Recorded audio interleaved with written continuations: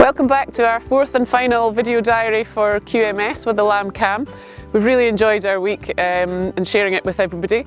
We have also thoroughly enjoyed having the camera in the roof of the shed. It's been something quite new for us. We can watch what's going on in the lambing shed from the comfort of the kitchen, which is always very enjoyable. Rosie and Murdo are just about to head off to school this morning, and Rosie's in the pet lamb pen. She likes to go have a wee chill out time in there before school and make sure we're looking after the lambs properly.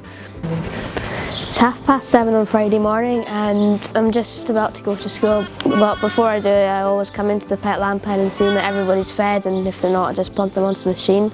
This guy, he nibbles the other things, he nibbles everything. It's called Nibbler.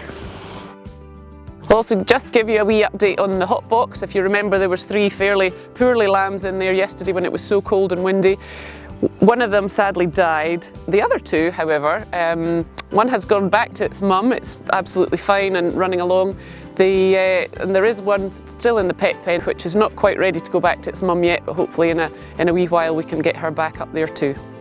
Right next to the pet lamb pen is my favourite of all the shed.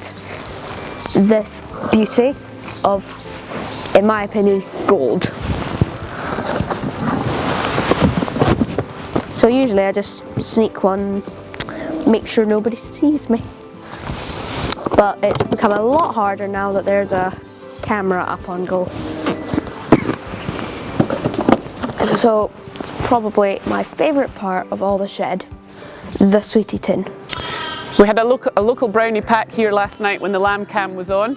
We had a single lambing just exactly as they arrived, so Hamish brought a spare lamb out of the pet pen and lambed this big lamb while they were all watching. So it's a little boy, or a big boy, and they decided that they would like to call it Bobby. So when Hamish and Gillian were marking the lambs this morning, they've spray painted Bobby on the side, so if ever the brownies are out for a walk in the village, they might keep their eyes peeled and see if they can find their lamb. These 2 dogs have been inseparable over the last couple of days. Meg's going to stay for the weekend and go back to Wales on Monday, if we let her go. And we're just going to cross our fingers and hope that there's some puppies, but time will tell. Today we're taking some of the older ewes and lambs out from the shed. They're probably about 2 days old, these lambs, and bringing them to the grass field. This is probably my favourite part of lambing time, because once the ewes get off that trailer and into the paddock with our 2 lambs, that marks the end of the major hurdles that they've got to cross. We're about a week into the first cycle of lambing, so officially we have 10 more days to go for the cross ewes, but we're well over halfway through in numbers terms, 300 down and 200 still to go. The 150 cross hogs are just getting started. There's 3 of them have lambed so far, and on the 2nd of April we have the 300 blackface ewes starting to lamb.